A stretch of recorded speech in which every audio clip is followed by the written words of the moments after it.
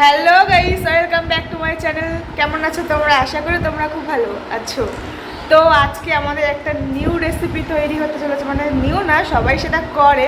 তো আজকে সেটা আমরা বাড়িতে বানাবো, সেটা হচ্ছে সিঙ্গারা। তো চলো আমরা আজকে বাড়িতে সিঙ্গারা বানাবো। কে কে বানাচ্ছি আর কীভাবে বানাচ্ছি তোমরা পুরো ভিডিওটা স্কিপ না করে দেখতে থাকো। আর যদি ভুল হয় সেটাও তোমরা জানাবে যে কোনো কিছু ভুল করলাম কি না। তো চলো ভিডিওটা দেখতে থাকো। তো এইদিকে ইনি আলু ছিলছেন, আলু ছাড়াচ্ছেন। তো এই আলুটাকে মানে কেটে সিদ্ধ করব। তো এইদিকে বোন বসে আছে দেখছে। তো চলো দেখতে থাকো কিভাবে কি করি।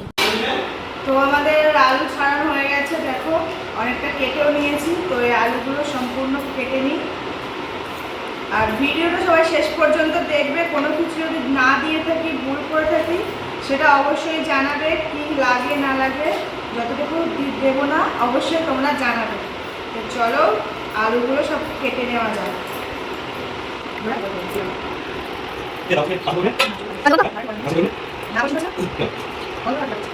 ওইদিকে দাদা চাউমিন করবে বলে পেঁয়াজ, গাজর, আলু এগুলো কাটছে, দেখো। এটা মাখিয়ে নেবো, তার জন্য সব উপকরণ নিয়ে বসে পড়েছি। তো ময়দাটা সবে দোকান থেকে আনা, তো ওই জন্য প্লাস্টিকে করেই ঢালছি। তো ময়দার মধ্যে এখন আমি দিয়ে দেবো নুন, ময়দা থেকে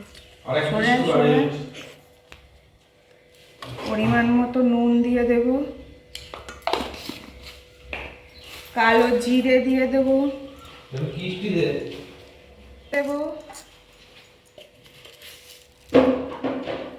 আর তেল দিয়ে দিয়ে ভালো করে এটাকে মাখাবো। তো এগুলোকে আগে ভালোভাবে মিক্স করে নেব, নিয়ে তার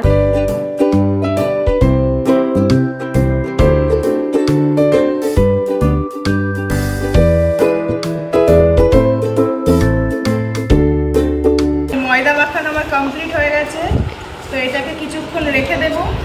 তো রেখে দেওয়ার পর চলো আবার দেখা কতটা সিদ্ধ হয়েছে একটু দেখে নিই। ভালোই সিদ্ধ হয়েছে মোটামুটি।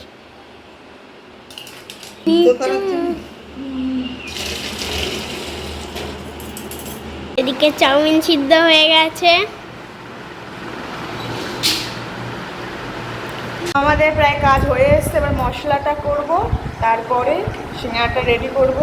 তো চলো দেখতে থাকো। আর এইদিকে দেখো চাউমিনের প্রসেস হচ্ছে এখানে। তো মশলাটা আমি ভেজে নিয়েছি, তো এটাকে আমি এখন নামাবো।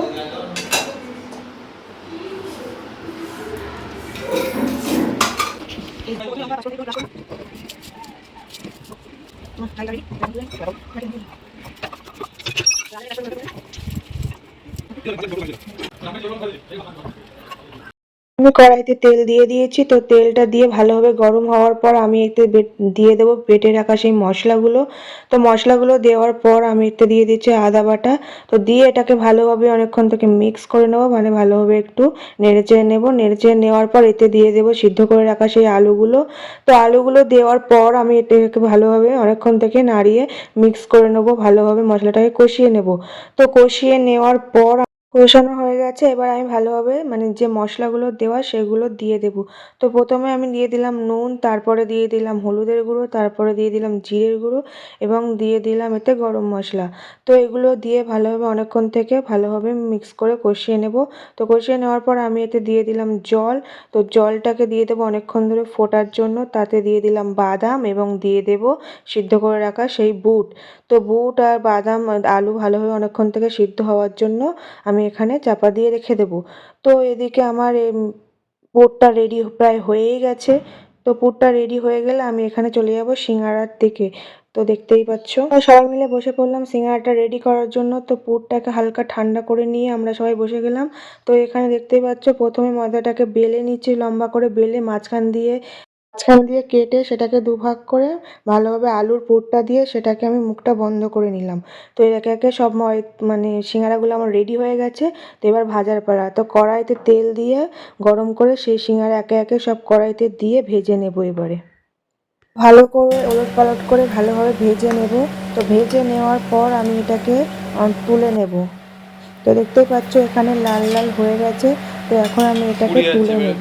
তো চলো দেখতে থাকো। তারপরে একে একে আমি সবগুলো একই রকমভাবে ভেজে নিয়েছি। তোমাদের সিঙ্গারার ভেতরটা একবার দেখাই কেমন হয়েছে। তো দেখো পুরো দোকানেরই মতো হয়েছে, আর খেতেও খুব ভালো হয়েছিল, সবাই বলেছে। তো দেখতেই পাচ্ছ ভেতরটা ঠিক এরকম হয়েছিল। তো ভিডিওটা ভালো লাগলে like, comment, share and subscribe করে দিও। বাই।